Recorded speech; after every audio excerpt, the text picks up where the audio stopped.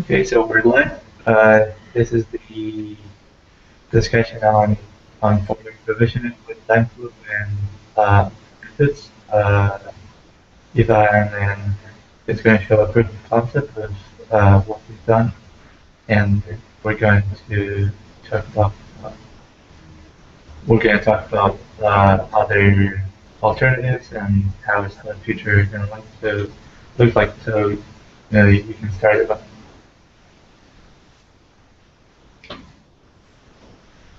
Okay, so let me just start screen sharing,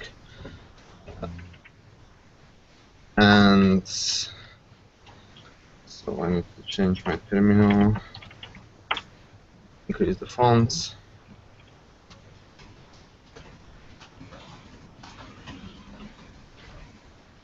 and start screen sharing. And let me share my RS channel just to not get distracted.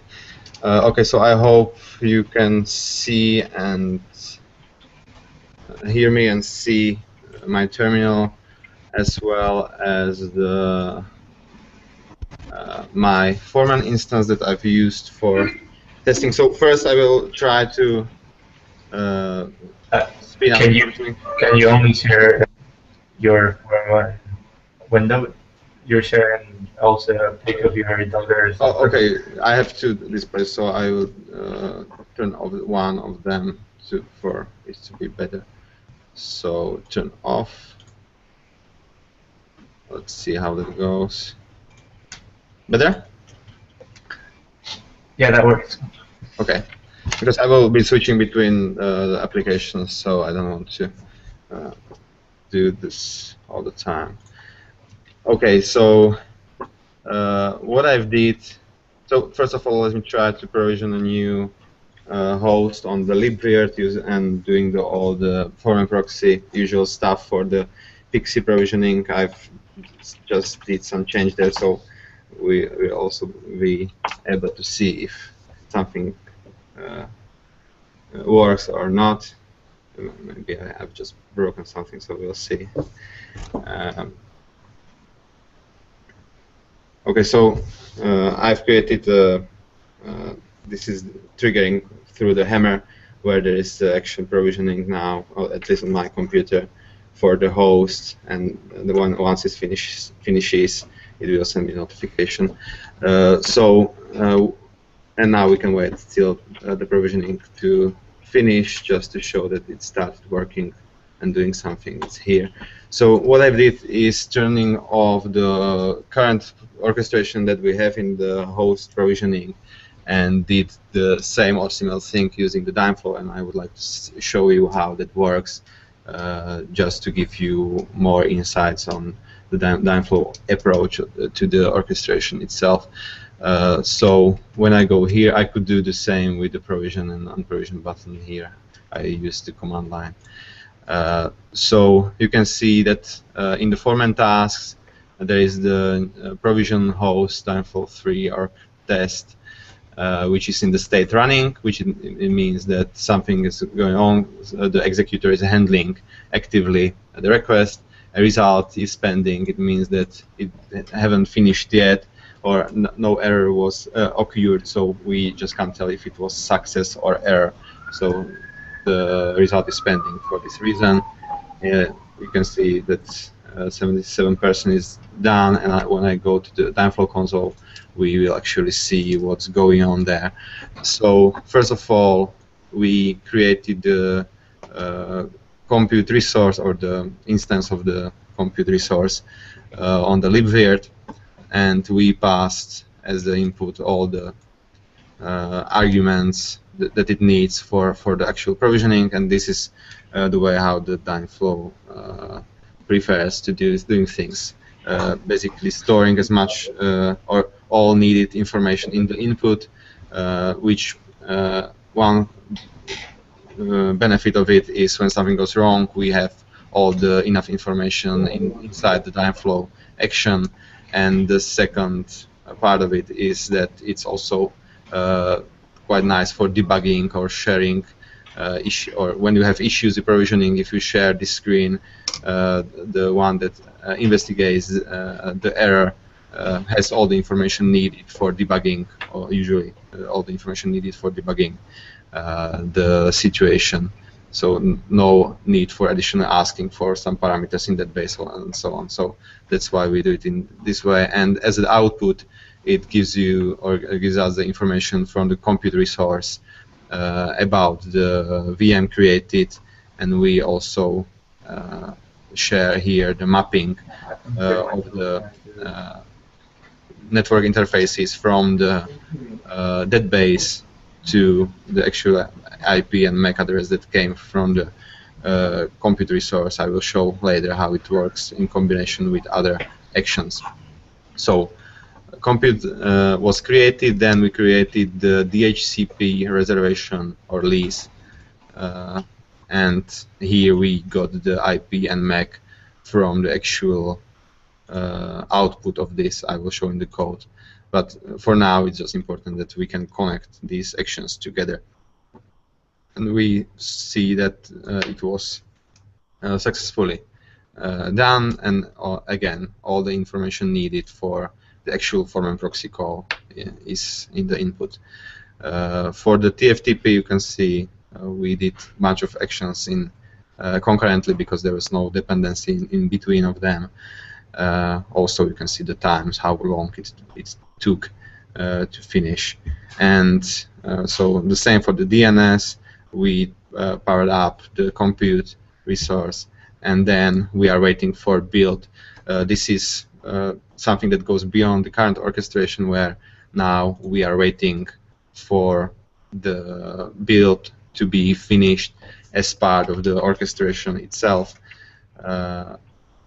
And once it basically the kickstart calls to the foreman, we will get this wait for build action successfully run, and we can proceed in the rest of the orchestration. So you know that when we call to the foreman at the end of the kickstart, we it's modeled here as TFTP create. If I go into the plan phase, it's actually set local boot action, which means that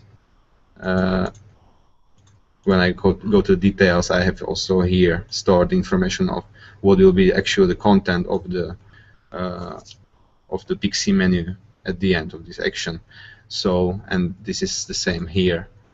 So you can see that when we call the TFTP create the first time, we set it to these values, and at the end, after the build is finished, we'll set it to the local boot, which is represented by this PXE config value. And at the end, additional thing that I added was waiting for port. So it means that it will not finish the task till the actual SSH port is ready for receiving connections. So that means that when this progress bar finishes, I know that I can SSH to the machine itself. So an additional thing. Nice thing about this is that we can also implement the timeouts here right into the Dynflow action because we have the support for clock in the Dynflow, and since it's handling actively the task, we can also handle the timeout. So no additional or need for additional layer for doing that. So let me now, so this is how it works from the Dynflow console, and now dig into the foreman code that actually does this. So first of all, I've just disabled, hardcodedly disabled the old orchestration to not get into way. And I've defined, and so first of all, let's get to the controller that triggers the action just from the bottom-up approach. So in the host controller, there should be the provision. Can you increase the font of that? It's a bit small. Definitely. I will close this pane and set no frame name, but font something bigger. Is it better? Yeah, so much better. Thanks. Okay. So when I go to the provision create action, this one, and it's just 2 lines of code. One is calling the actual foreman provision network create action and passing the host object to the plan phase. That's it. After that, we'll just render the standard form of the or representation of the task into the API that we also already use in Catalog and other plugins. And this is where it's possible to use just existing Hammer foreman-tasks plugin to hooking into this. And so I didn't have to rerun this at all. You can see that the progress increased here. It means that the building finished. Now it waits for the SSH when I refresh here. And it already succeeded, and you can see provision Dynflow org test notification was done here. So back to the code. So you can see this is the entry action of the whole orchestration point here. When I go to the network actions, you can see I have the create, the destroy, and it plans all the rest of the thing. At the end, I just do some serialization of the host into the input. This is a helper method from the foreman-tasks to make it easier. So when I go to the network create action, this is the data that the action subject put there. Also, it creates some links between the task and the rest of the resources using the logs. So it created a link between the managed host and this task, and we can use it later. We mainly use it for logging. So another nice thing, when I go to, I will first unprovision just to clear the things up. You can also notice that I'm not touching the active record or creating or destroying the active record objects as part of the orchestration. One reason for doing is this is easier for debugging, so I don't have to create all the records all over again.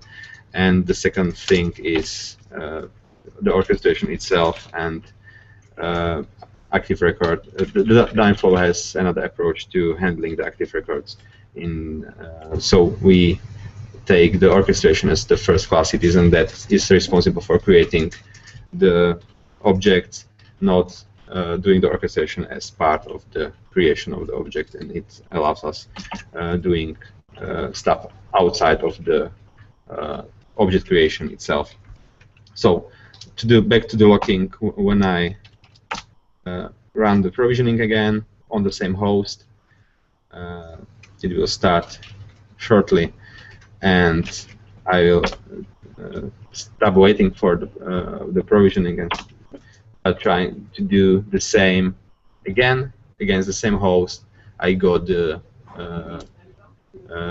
log error where it says that there's already task running, and if I go here, and I had the names set up properly.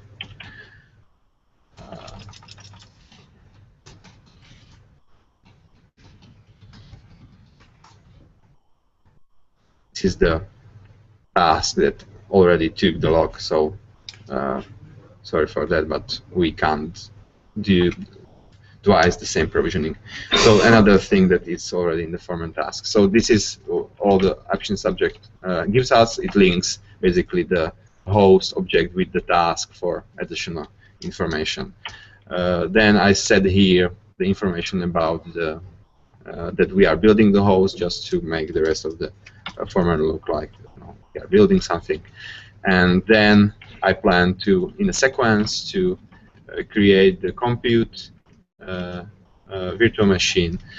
and then you can see that I extracted or maintaining the output of the plan action into variable, and this allows us to take the output of this action. So again, back to the Dynflow console.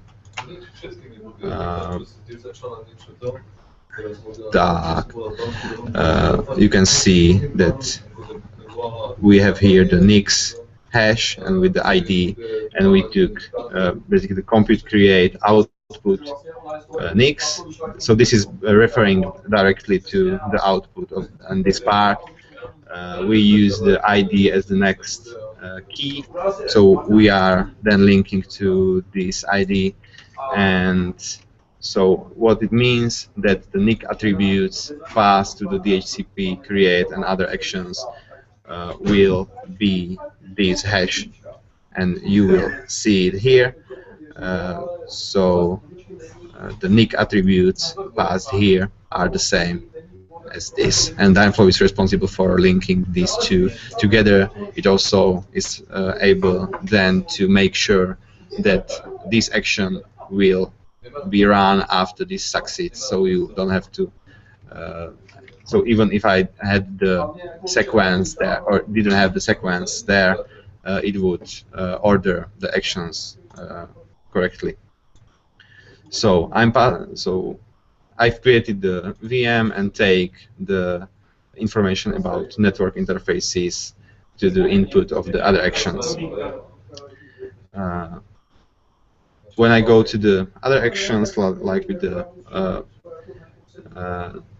DHCP create, there are two layers of the actions. We are mimicking here the same layout as we are using in Cato, and it's showed to be a beneficial one. So you can see that we have the actions foreman provision here, and it means these are the actions that know about the foreman objects and are handling the provisioning on the foreman side. Then we have also here the foreman proxy actions, which these actions should not use any of the foreman model itself and should be used just to translate the input into the proper foreman proxy calls. So when I go back to the foreman part of it into DHCP, there should be one thing that is missing here, but it should be here, is return unless NIC DHCP. So here we are checking against the foreman database if this interface should really handle the DHCP orchestration, and here is the place where we can do the decision. So not polluting the network action itself, because in the network we here describe the full network provisioning, and in the DHCP create here we can then do decisions if we really want to do that for this network interface. And this is just helper method that comes from the NIC action. When I go to the NIC action itself, it's responsible to store some proxy-related attributes, but at the end it's just another call of the plan with some class. So we plan the actual foreman proxy provisioning or setting of the DHCP, and you can see I've described here what attribute it takes, and the actual run is just calling the record create. The record itself is the record class, which is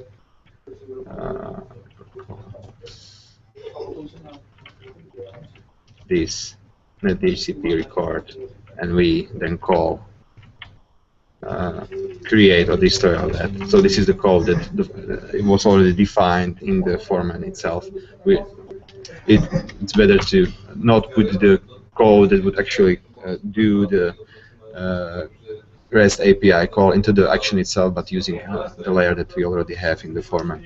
So you can see it also in the console.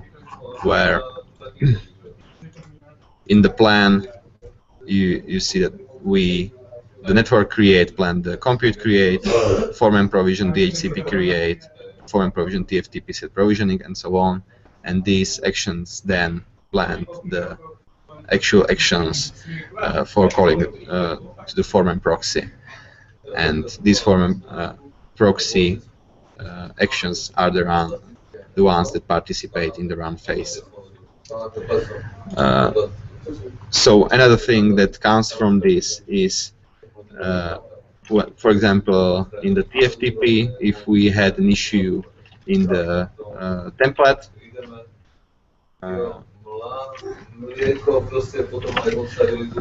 TFTP create the Pixie config. Okay, and this is the one. We here render the Pixie files, and it's in the plan phase. So if something went wrong, we would not have any need for rollbacking or doing anything to clear the consistency because the whole plan phase, not just this one plan action, but the whole plan phase, as shown, is this tab is wrapped into the that base transaction. So if something goes wrong here, we are safe to just rerun it without some consistency issues. So the Dynflow's idea is making these decisions as soon as possible to avoid unneeded rollbacks or resumptions just because we had a typo in the Pixie template. So that's about the layout for the actions. So we have the foreman related actions and then the foreman proxy related actions, and we link them through the plan action method. So maybe one last thing to show here, and I didn't because I've learned about this deep dive really late. I wasn't able to get into the working state, but just to give you an idea of how the extensions work using the foreman and the foreman-task and Dynflow. So every action here. So basically, in Dynflow we have a concept of subscriptions, and every action that participates in the orchestration is by definition extendable. It means that we can, in a plugin, define a subscribe method on an action. So this means that this action wants to be planned as part of a core app action. So when a core app action gets planned, we also can plan this other action. In practice, it would mean that if I wanted to do something after the provision wait for port is finished, what I would do is edit it into the foreman-tasks plugin, just to show that it's in another plugin, and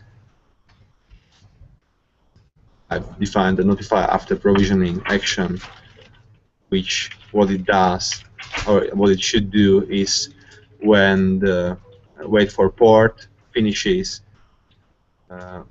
we would get also planned this action, which would run the notify send, to show it in my terminal. Not that it would be useful on server, but just to show how it works. There is some misconfiguration on my side so that it's not loaded, but even I had more time, it would just show here as another action as part of the main execution plan. So it's not the standard publish subscribe thing. It's more like extension point for the planning phase, so that we can add additional actions to the execution plan from the external things. We can also we can use the output of the action that we are hooking into. So every action here is extension point that others can use. We might then also, that's why, or that's one of the reasons why we have the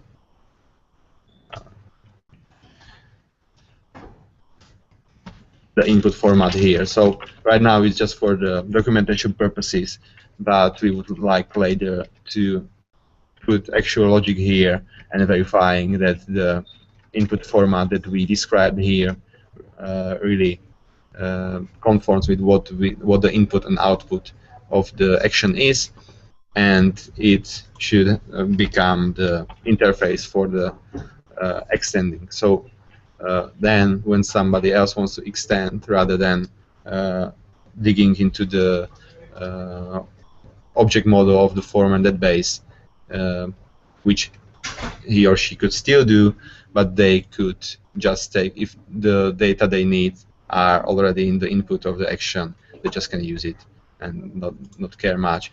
The benefit later would be when this input format changes, the action, or it would start failing on the startup phase, so kind of static typing here, but in a useful way.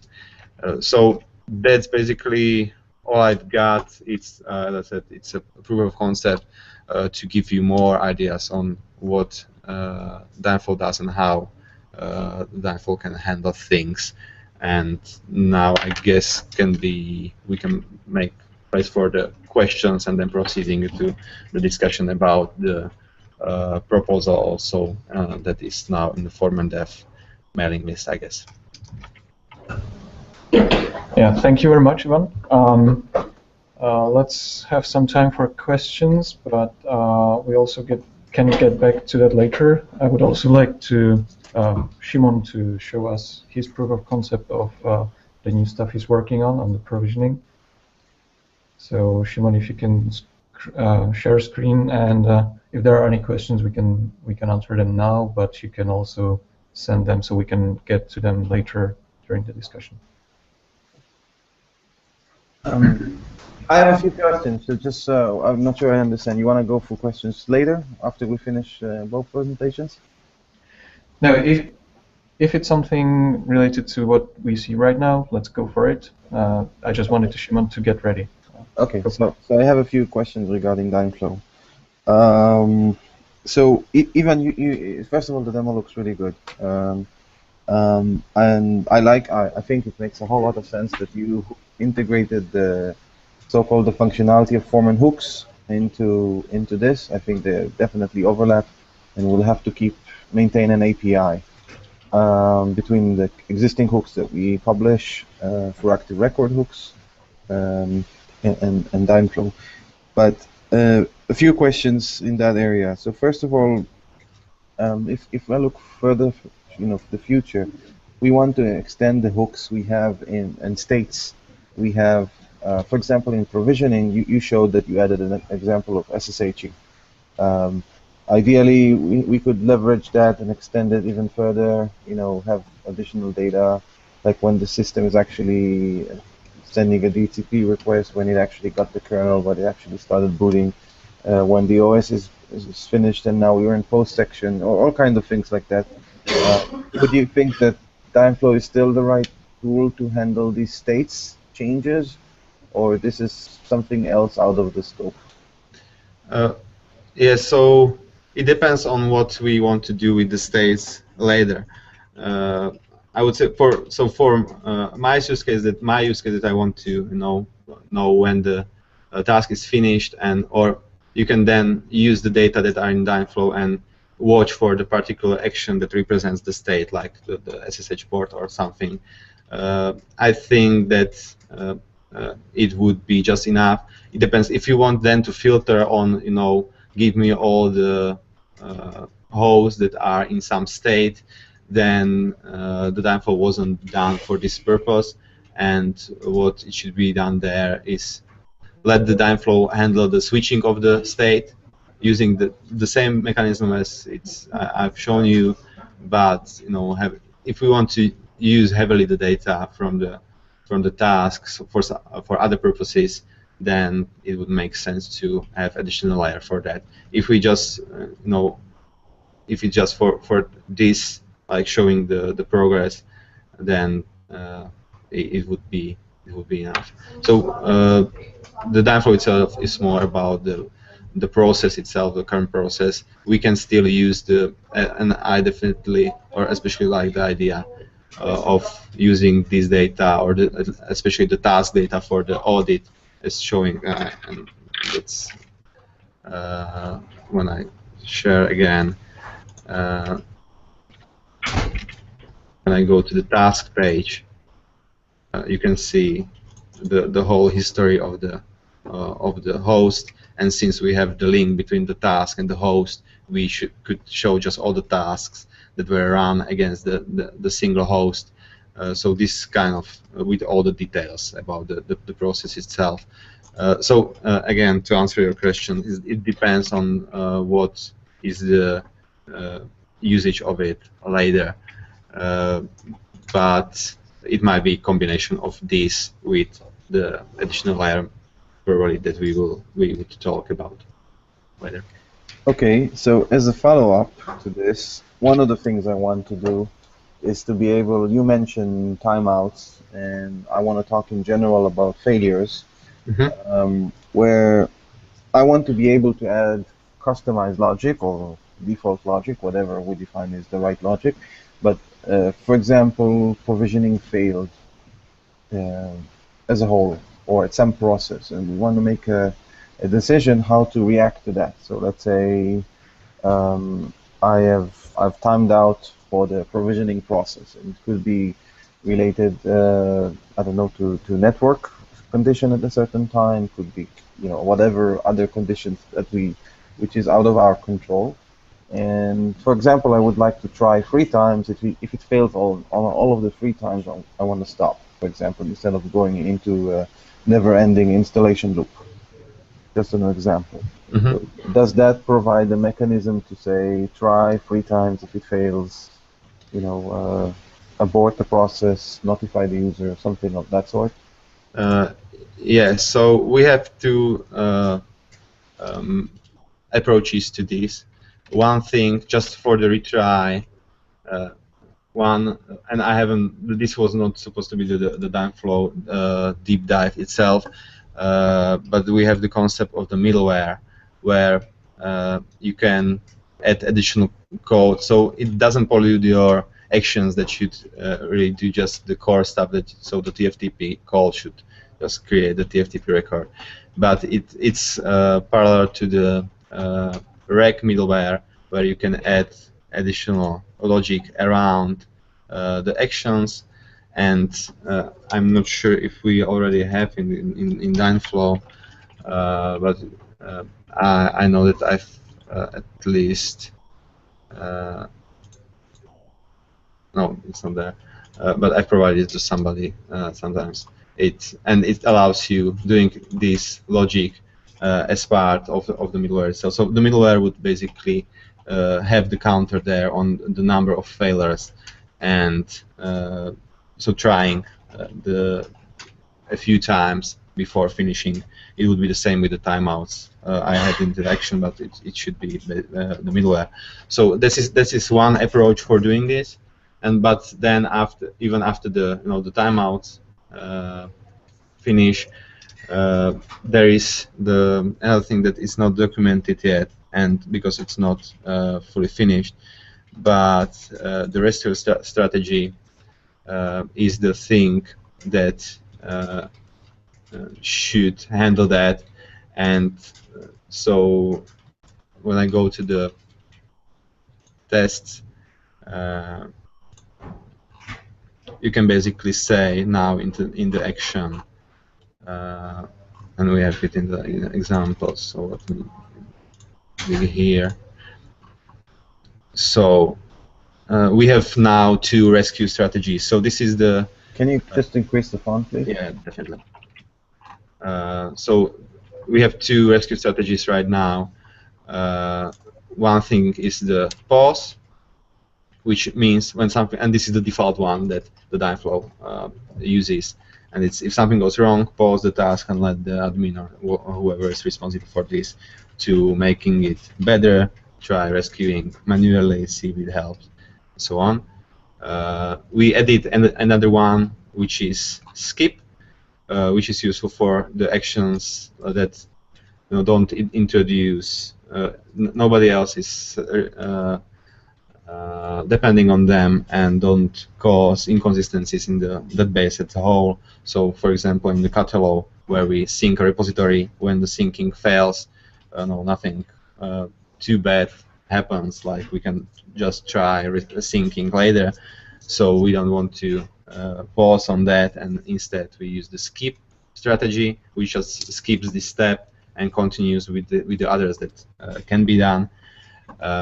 And so this is where we are right now, and the plan we have for the future version and the near future is the ability to define.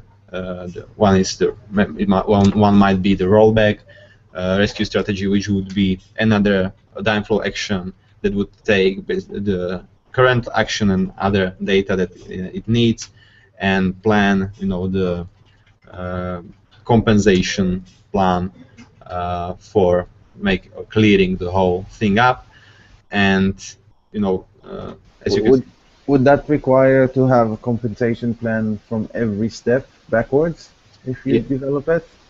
Yeah, so this is how it depends on how exactly the rescue strategy will be defined. We haven't dig into much details yet, but the initial idea is if all the actions in the participating in the execution plan would have the compensation action, let's say, so the create has destroy and so on, we would be able to plan the whole rescue strategy, automatically. And now, if let's say somebody extends the execution plan with some action that doesn't have the opposite side or the cleanup action or link to the let's say destroy action defined, we would be able to say, hey, the rollbacking might have some issues, and we would probably prefer having the user to decide what to do. So he would then say, okay, let's mark this action as handled outside of the automated process. So he could edit some file or whatever in the base, and then proceeding with the defined rollback that we would have there. So based on the data that we already have, based from the execution plan and the action definitions, we should be able to do this automatically. And then, as you can see, it's already extendable in some way, so it should not be that hard to define another rescue strategies that would do. It would probably be again some execution plan that would do something else or would try to something else if something was wrong. So middlewares and the rescue strategies are the main approaches for handling with the errors. Okay, and I guess last question of a feature that we have, which I'm not sure how to handle here. It's all closely related. But today, when you have a failure in orchestration, and after obviously we undo the orchestration operation, but we also delegate the error back to the user, letting him pretty much putting him back in the form, let's say the host creation form, and then showing up the message allowing the user. Let's say you've created a VM and you ask for too much memory, so we will undo the VM creation or whatever operation happened before that, and we'll show you that pretty much allow you to go back and edit the form and submit again.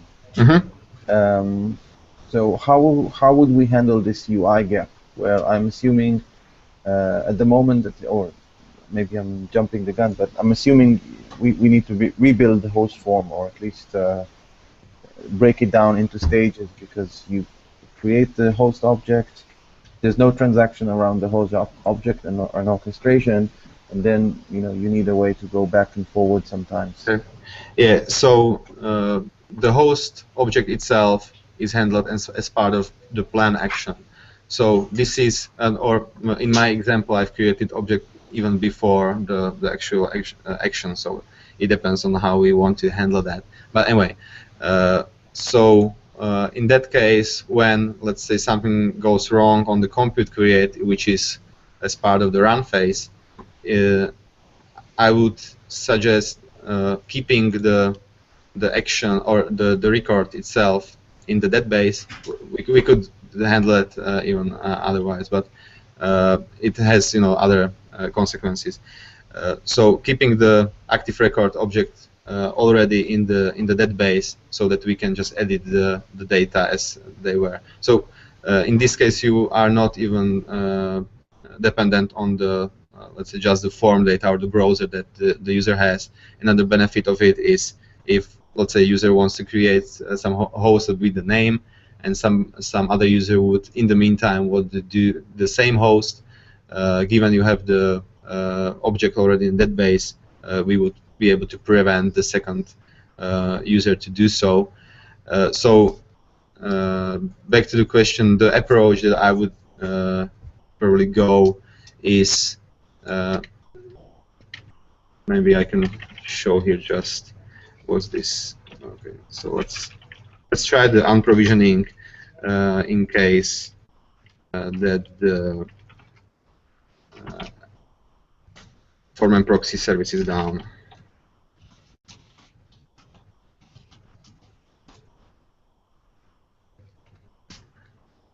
So what happens? Okay, it stopped, and when I go back to the Dynflow console, and even in the foreman-tasks, I got post task with error result, and here are the results. So we store the information about what went wrong, and we can use this for reporting in the forum. As I said, we might maybe revisit the flow of in the UI. If so, given we are not tied to the thing where we can't use the object when the provisioning fails because it's all in the database transaction. It might have some benefits there as well. I don't know. But just from what's available now is the task itself stores the data about the error that we can reuse in showing the user. And then depends on how the rollback strategy would work. If we want rollback just the run phase and just keeping the records, it depends on us. And yeah, something I don't know if all of the folks here have seen this feature, but this is basically why the Dynflow was created, for this magical link that is able to resume the failed task. So, know if it answered your question. I tried. Okay. Thank you. It did. The only thing, I mean, sadly, that is, I mean, this is definitely a great way forward. It feels like we have to properly discuss the form, because that's probably one of the biggest, biggest stabilized code code that has been stabilized in Pain through many years, and around the orchestration and transactions and workflow and undo and all of that workflow. We have to have a complete understanding of how that's going to interact. Mm-hmm. Because obviously it works really well on the API, but the UI part really needs to be digged into, and I think also we need a way to figure out if we have tasks that are pending that are, some indication of what's going on overall the system health, or I don't know if health is the right term, but if you all of a sudden have a lot of post progresses and there's no real easy visibility inside of going and searching for the task. So we probably need to think of notification systems, all of these kind of new workflows or new places to search for what's going on in my system. Yeah, definitely. I agree with that. and I would like to invite anyone that is interested in this stuff, because there is a lot of medals on this orchestration on backend and front end. So especially the front end part was kind of, we just scratched our itch for being able to show the data. I haven't thought that much about the notification and that stuff. This week we should add the possibility to the filters in the tasks, to have here the predefined things for showing just the post ones, being able to bulk resume the post task and so on. So we are moving slowly in this direction, but yeah, the whole UI would need more being taken and more. Okay. Last question that I just thought of, in the orchestration code, we have some validation code. So as part of the integration with active record callbacks, some of the, for example, DNS, if I remember correctly, DHCP has validations happening before the orchestration. So equivalent to the planning in your case. Mm-hmm. But it will show up as an error before you can actually save the object.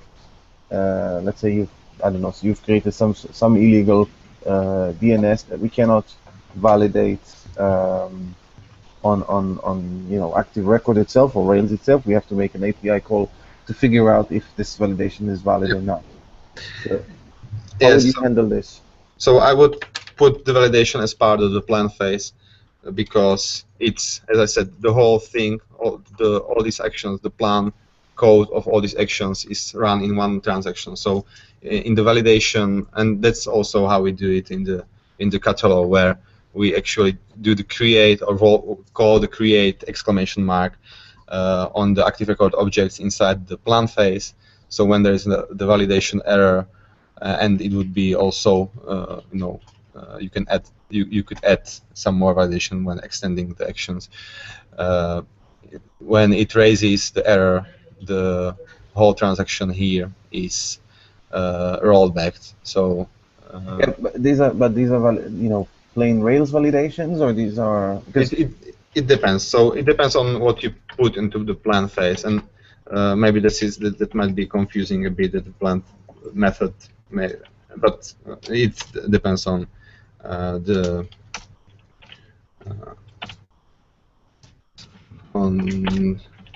taste. But let's say if you want to do the validation on the DHCP records, I would put it here. So you could, I don't know what the method is here, maybe some foreign proxy call or whatever. But you can. Well, I think in general there's two things. First of all, if the validation fails for some reason, I don't want to plan anything. So not even like a VM creation or other things. Maybe this is more like a pre-plan, or I don't know how to fit into this workflow, but something that happens that can potentially abort the planning of others. Yeah. So just to add this, so if something went wrong in plan phase of the DHCP,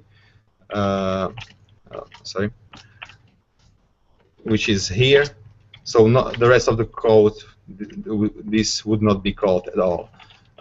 The first, it's true that this action would be called already, and that's why we have the rule on the Dynflow side, or I think it's even in the documentation, that one should do the changes in the plan action that have no side effects or are rollbackable by the transactions that wraps the whole thing up. So we don't feel that strong about not calling some additional code and when something invalid goes on, because we know that the plan phase itself is one atomic object that is either done or not done as a whole. So and it worked pretty well so far. So it's now it's question if, I'm not saying it would not be possible to do. We could do it just even the middleware could be defined to add this functionality. the current approach is do it whenever in the plan phase, because no changes outside the database transaction should be made anyway. So that's the main thing is that maybe this is not Dynflow to solve, but there are two use cases that I want to cover as well. Part of this refactoring is one is the ability. I don't know if you saw when you click on build, there are all kinds of validations that happen, whether you can actually rebuild the host or not. Checking something like, let's say, your templates are configured correctly, or the proxy is reachable, or all kind of common pitfalls that we check in order to give you a nice error message in front before you even start the process. Mm-hmm. A request we get is, let's say an external system is going to create hosts in Foreman. So in order to know upfront if giving this host group, for example, or this form data or API data, can I create the system in before I start the process? Mm-hmm. So these are the things I'm trying to figure out where it fits into this new picture. Yeah, I see, and so I would definitely go for having the validations. Well, now I think there are more levels of the validation. So if checking on the let's say all the data valid on the model, and checking if the proxy is approachable, I think it's a question if these are the same kind of validation that should be on one place. Depends on one of them depends on the user data. The other one depends on the state of the infrastructure. There's more probable to have the issues on the user data than the infrastructure itself.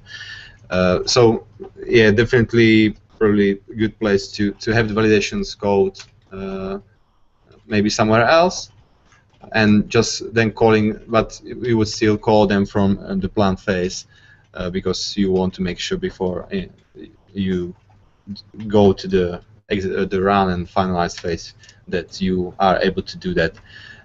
So yeah, I would probably go from the requirements and seeing how we can handle that.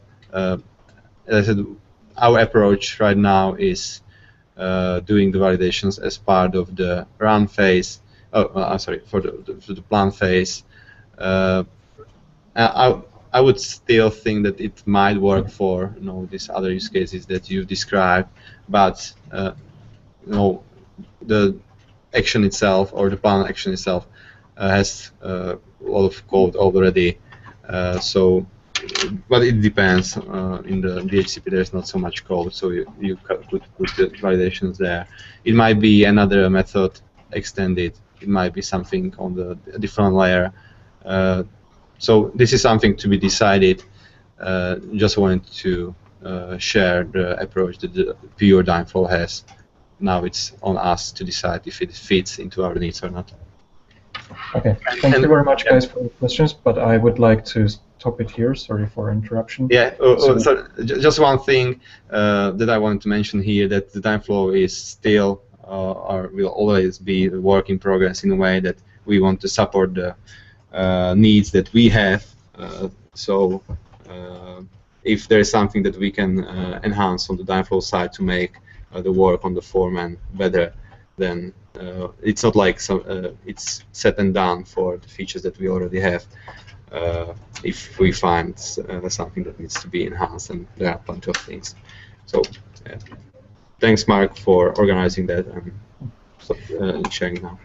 Okay, so now if we still have some time, I would like Shimon to present his current work, and then I would like to illustrate it on some images. And the actual discussion is how much should we rely on the Dynflow itself for orchestration, or should we introduce some more layers? So Shimon, could you show us your proof of concept and introduce your new objects that you want to introduce? Yeah, sure. I'm sharing my screen now, so you should see it. Okay. First of all, it's kind of sketch, so the actions are not in the right places, and they are pretty sketchy. But the main flow will go something like that. You can see here a host that I want to provision. For now, I put the button here, but it shouldn't be there. Now I'm creating a new provision concern. You will see a new screen that is actually selecting the strategy that you will use for the provisioning. This list can be dynamic. For now, I have only one example of provisioning system.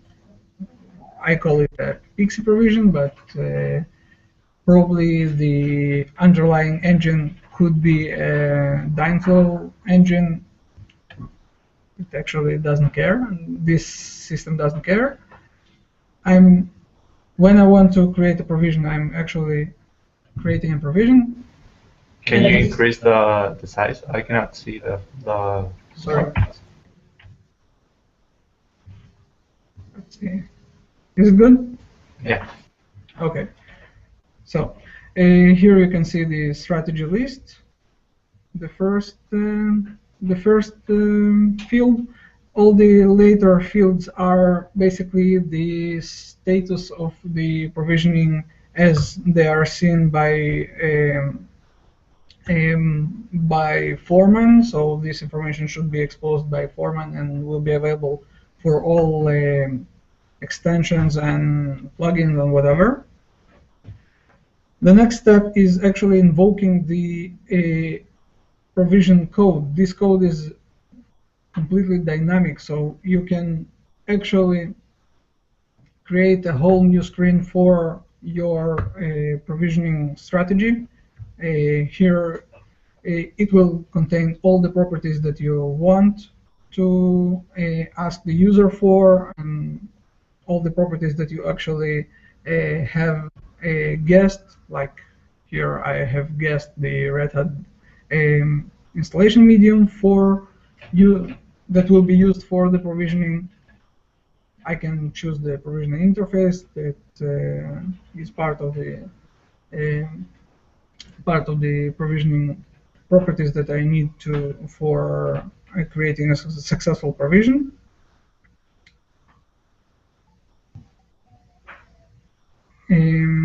And the create pixie provision button is the actual invocation of the process. It will actually invoke the provision system and will provision the host.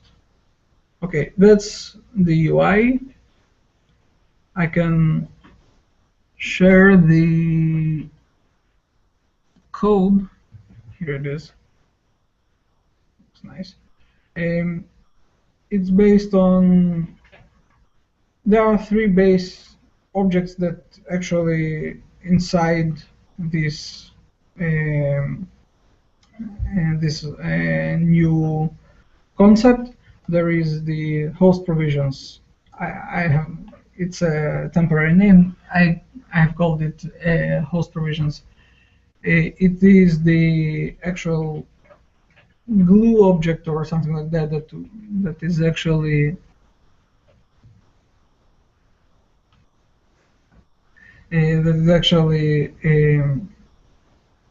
gluing the host by itself to the provisioning subsystem, and it gives the opportunity for the provisioner for the strategy to create its own properties. Then it will be handled by the provisions controller that is actually an empty controller. It does the basic actions. The actual code will be probably somewhere here. We will actually invoke actual provision. And the object will be created. The only thing that has to be overridden if you're creating a provision strategy is creating one method, create properties that will ask the provisioning concern for the for showing an additional screen. This is done here. I'm actually creating an installation medium that you have seen in the UI. I'm adding it from the host group. I can add it from based on any logic that I want to, and that's probably it. Okay, thank you. So I'll try to illustrate that a bit on a diagram that I created.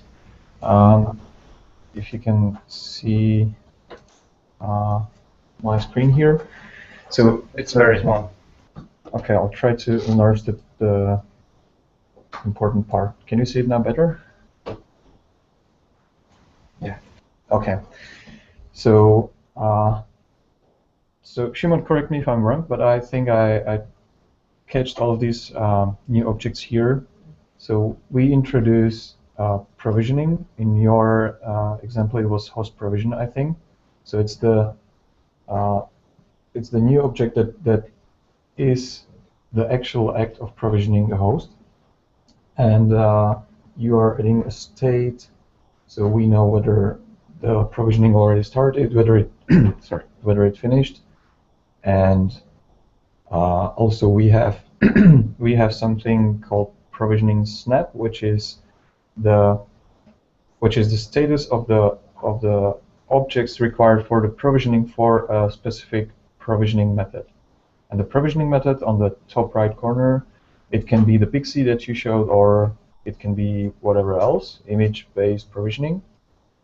And the actual algorithm used for the provisioning, or the actual action, could be either Dynflow action, or it can be something new, which will use our existing orchestration code we have right now in concerns. So the important thing here is that the provision snap would always have only those associations that are required for a specific provisioning method. So for example, for Pixie, it would require to make a snap of the existing installation media and operating system, but for image, it wouldn't require these associations at all. So this is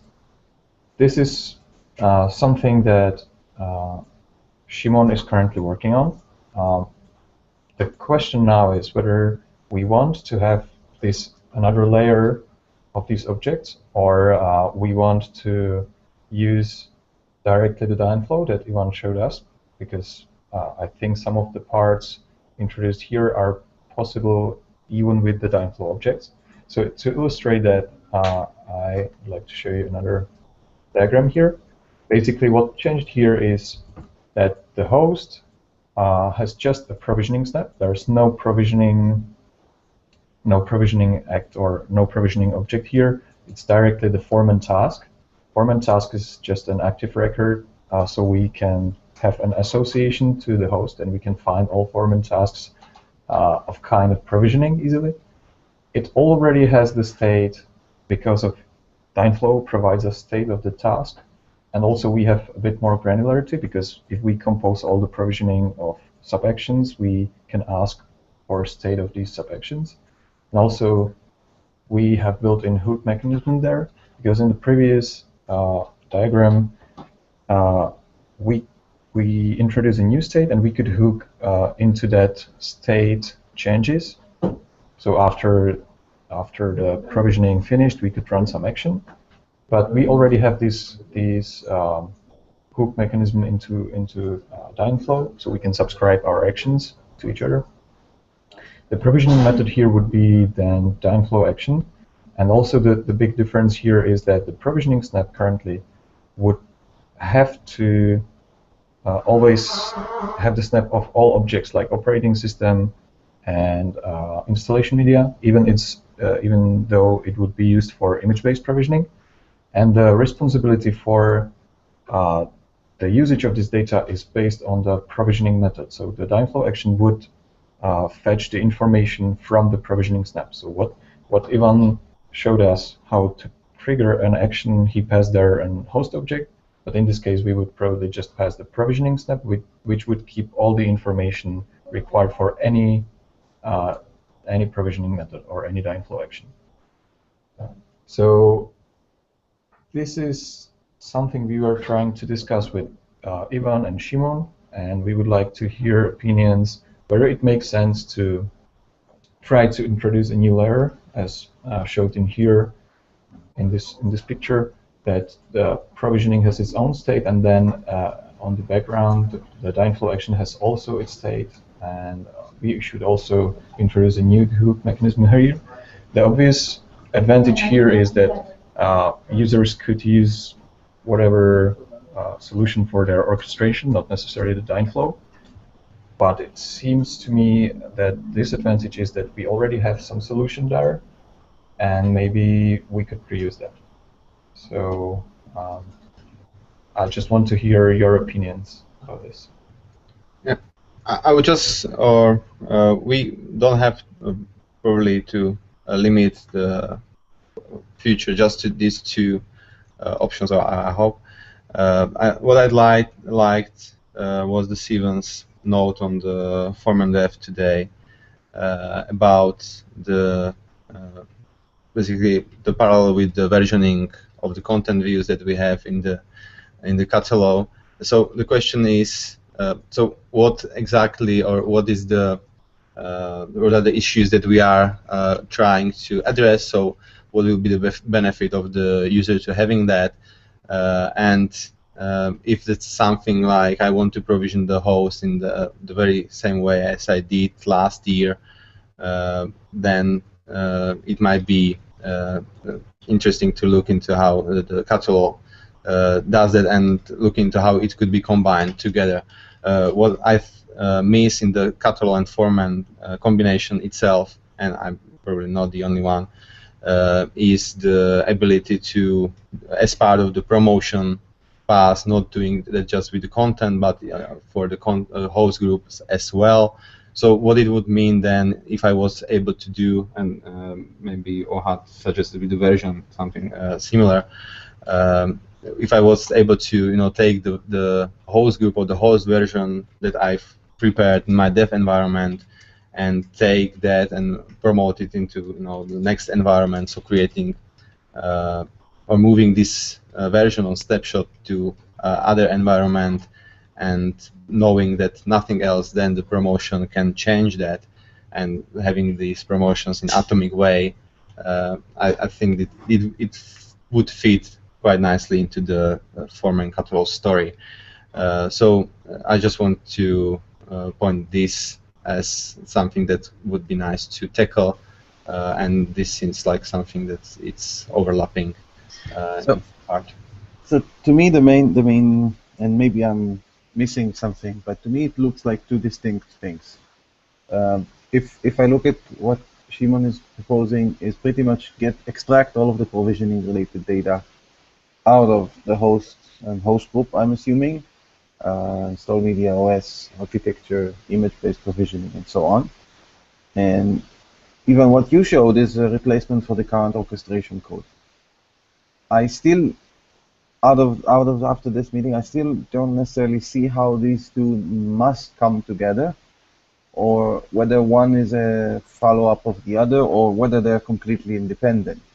I mean, it looks to me that the current, Dynflow or orchestration does not necessarily change that a lot. I mean, obviously, if you change the provisioning of the host use, you can keep the existing orchestration code to call to the provision object instead of the host object, or we can start with orchestration first and move to Dynflow first.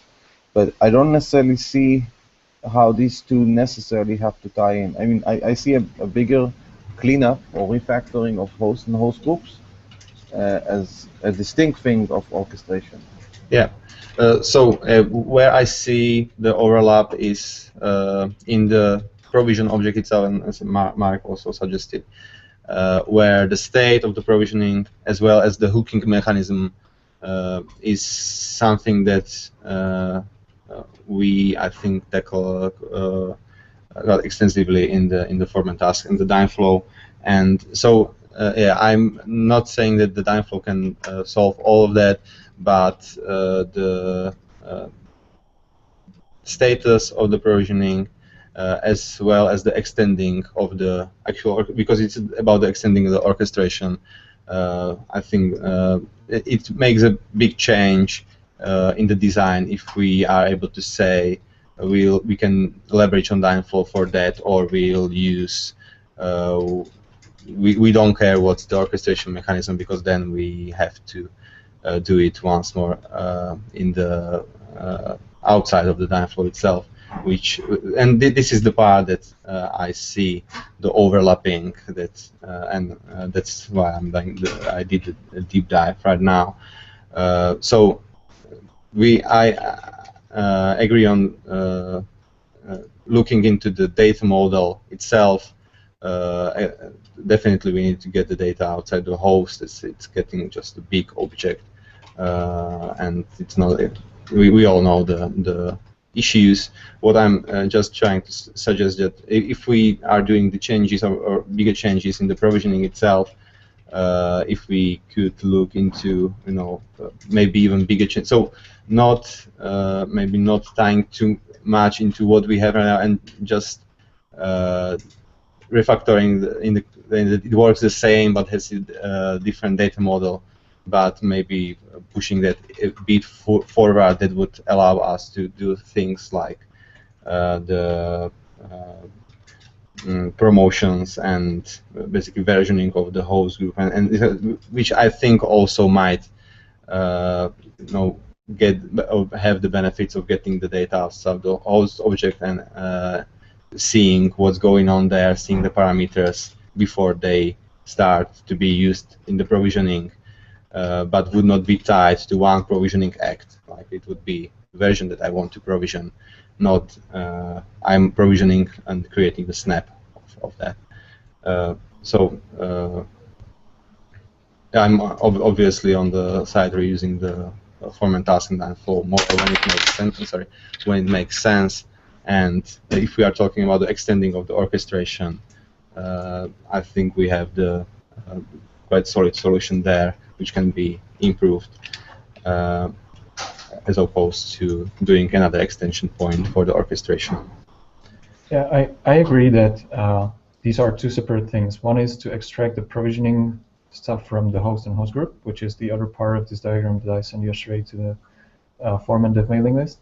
But the common part here is the layer of the provisioning, because when we do the change to the provisioning, so we extract the provisioning information from the host, it's necessary and natural to also recreate these provisioning methods. So we would create new provisioning methods, new provisioning objects anyway, and the question is whether we want to create this as a new independent layer, or reuse Dynflow actions directly and rely only on Dynflow at the same moment. We already touched this code, so my gut feeling is that you want to create a separate object, because this is a main object that you potentially query and talk about, and is not necessarily an internal implementation within the. So if it was just purely internal implementation of the app, then I would say, okay, it doesn't matter. You can create an object, you can use that, delegate it to Dynflow.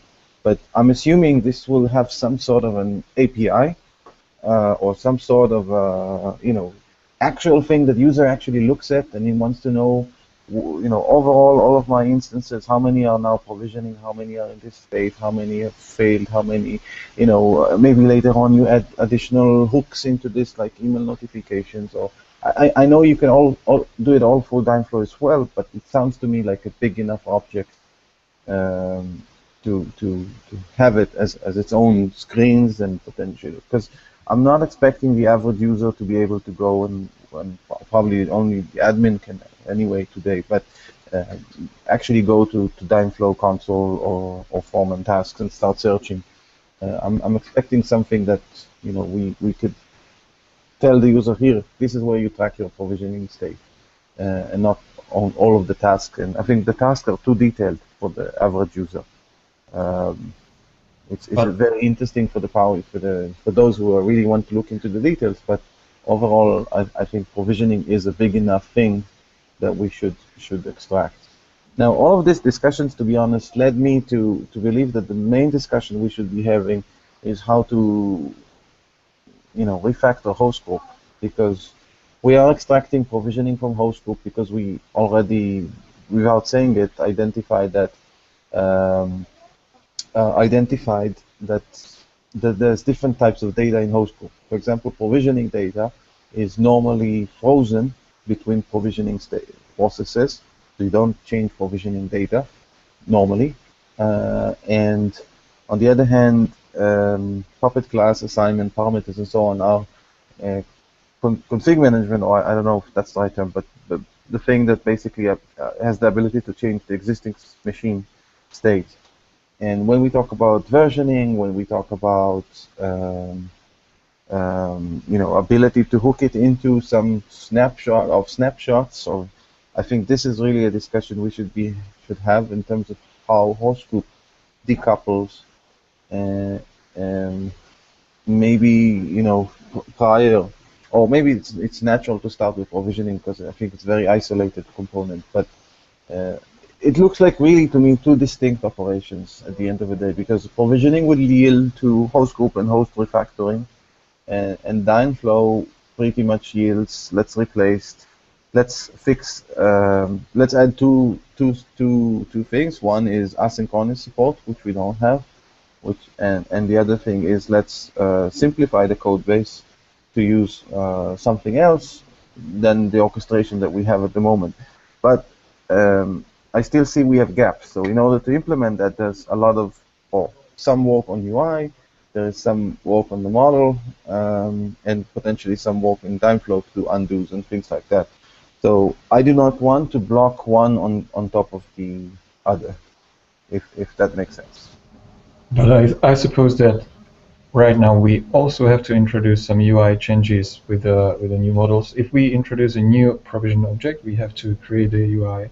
So it's the same work as to adjust just the format task. You could do it in steps. You could take all of the OS and architecture and partition table, install media, image ID, all of those things that are associated with provisioning, and move them to a separate object for the provisioning object or the provisioning snap. I don't know if that's probably not the name it's going to keep, but with those objects, and keep the form exactly as it is, and create behind the scene two objects when you select them in the host or host group. So firstly, start with migrating the data into this new model. That means go over all of the host groups and search for their combinations of OS, architecture, and so on. And for each unique combination, create a provisioning snap, and then associate that to the host group. You could start with smaller steps like this, and slowly decouple it from the host group, but keep the API and UI the same. I completely agree that this is completely isolated from the provisioning itself, like taking provisioning information and storing it as a snap. So even if we use Dynflow directly, this is something we want to do. So yesterday I sent the email that we could introduce some provisioning group or something, and to create a provisioning snaps. But I'm afraid that we are trying, or maybe you suggest to combine two things. One is to have the version of the provisioning data and keep it, and the second is the actual act of provisioning. And the act of provisioning here we want to introduce is, or could be easily implemented as a foreman task. And the amount of work we'll have to do is maybe even bigger for creating new UI for such an object, because the provisioning object itself and the provisioning snap are two different things. First thing is the input for the provisioning, second one is the provisioning itself.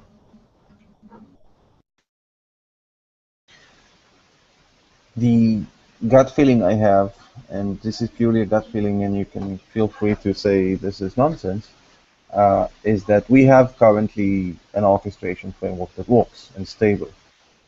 And the main thing that it's lacking is probably more visibility in audits that the Dynflow provides, and asynchronous for long operations, for example, for image-based, where we actually image-based without user data, where we actually wait for SSH. There's also inconsistent between image-based and PXE-based, and this is somehow okay, where on image-based we actually wait for the machine, and for provisioning of PXE-based we actually finish, say we're done when we actually serve the kickstart. From the user's, or actually when we start part on the VM from the user point of view.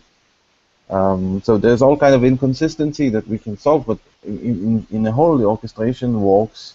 I know it's been a pain when you did the network refactoring, but I see the Dynflow as a step towards enable new functionality. Right? This is we go to this process in order to go to a standardized code path with other objects potentially, and we do it to potentially be able to extend and add more functionality that we didn't have before. Not only that, I would say that when we currently introduce these changes, we'll have to change the existing orchestration code we have right now. We'll have to improve it so we really can support the state. We can support I don't know, more features. So my concern is that we will update the existing orchestration code, but we could spend the same time on improving the Dynflow for this. Well, the thing is with Dynflow, and I'm sorry to be harsh, is we need to fix the UI and all of the asynchronous UI workflows and add features to Dynflow. So unless this happens at the same time or before, we can't use Dynflow at the moment for anything besides API. That's the main thing. I don't have a way in the UI today to go back to the form. There's no way to let the user, the process failed after he clicked on the submit button. We have to fix those things so the user can we can actually use Dynflow, because without those, overall user experience, even though Dynflow is great for the actual execution, we don't have a solution in our UI. So the question is, do we want to tackle that first and introduce Dynflow, or we want to start split these two things?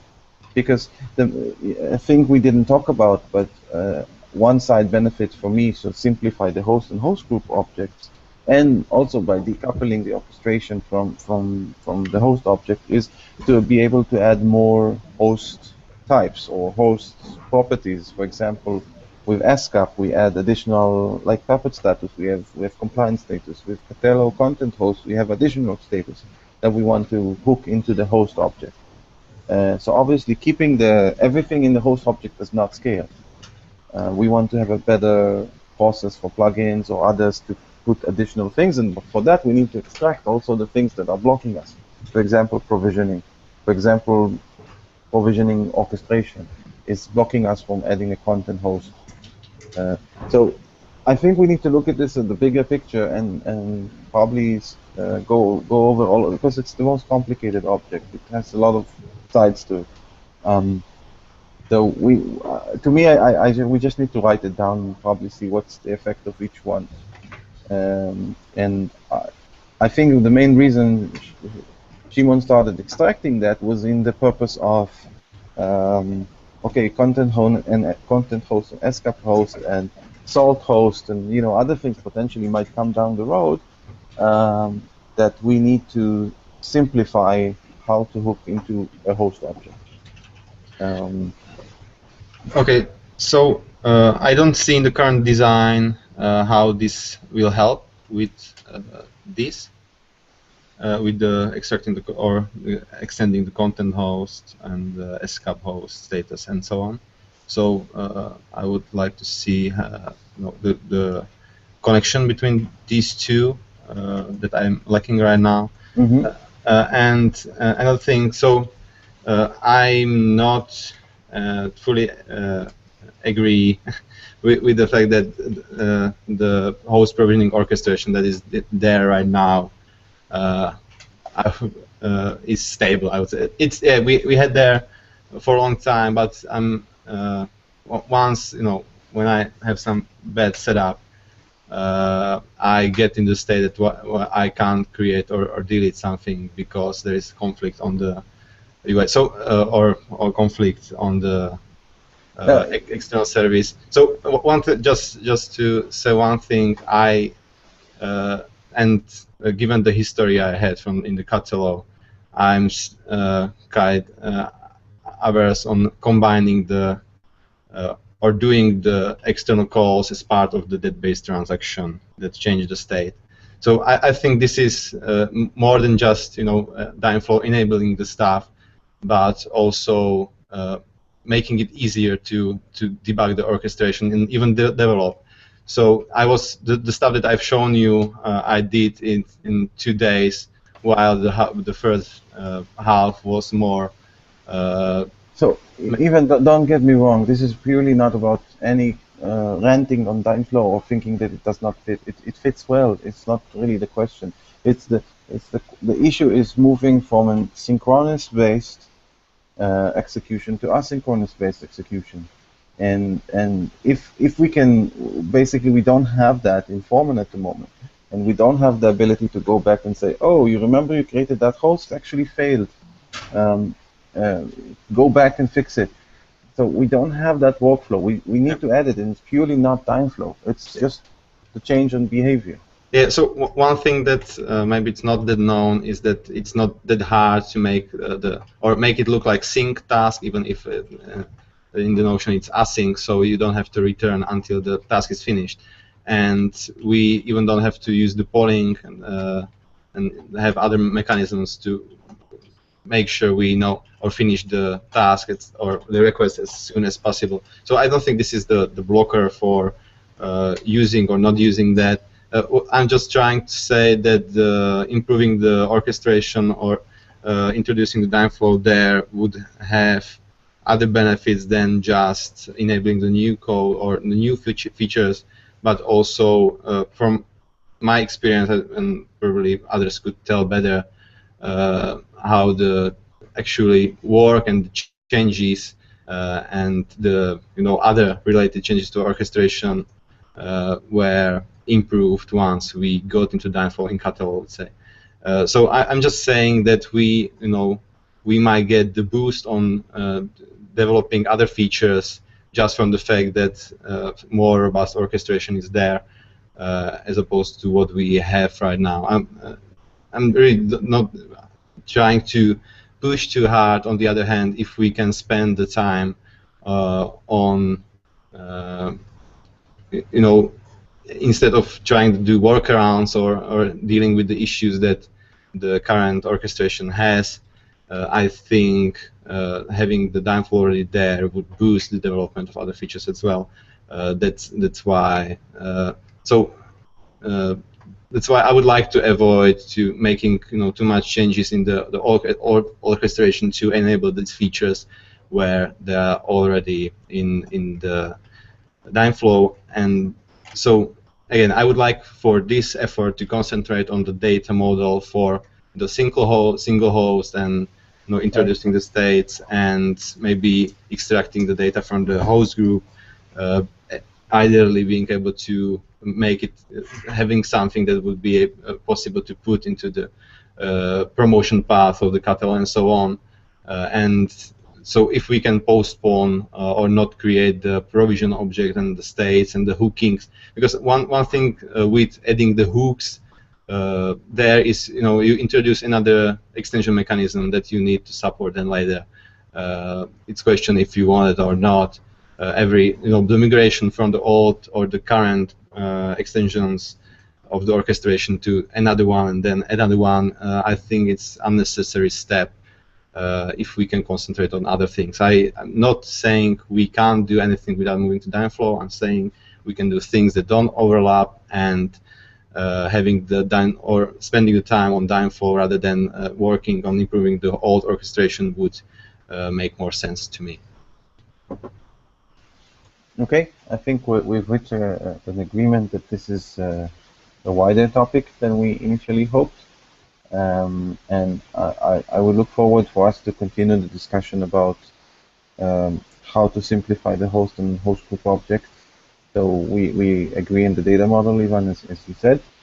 I'm wondering if the simple path of taking Dynflow and replacing orchestration exactly as it is today, just replacing those bits, keeping it synchronous versus asynchronous, so the user experience is the same.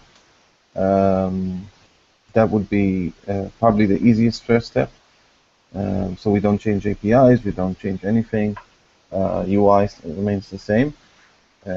If we can get to one-to-one mapping of functionality in Dynflow, I think that's probably a good starting point. Then that would include the undo operations, and that would include, you know, the hooks and all of those things that we have today. That could probably be a step that we can do. We should not be blocked on. I think overall we all want Dynflow.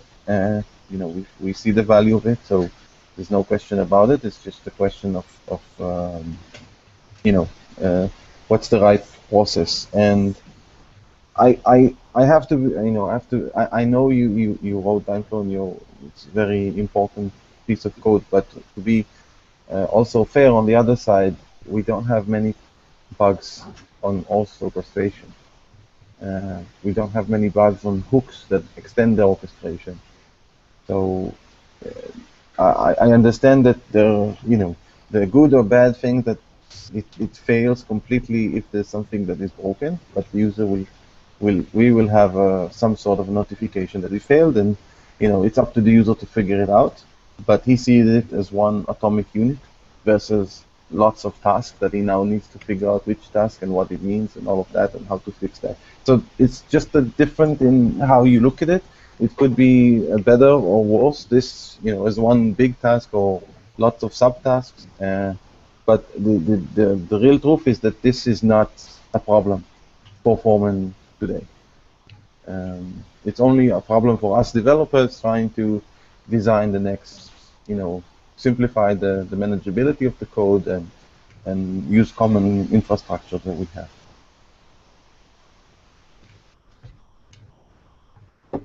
Yeah, so we can work on the, you know, hooking into it, so not changing or not forcing the change of the UI using the Dynflow, and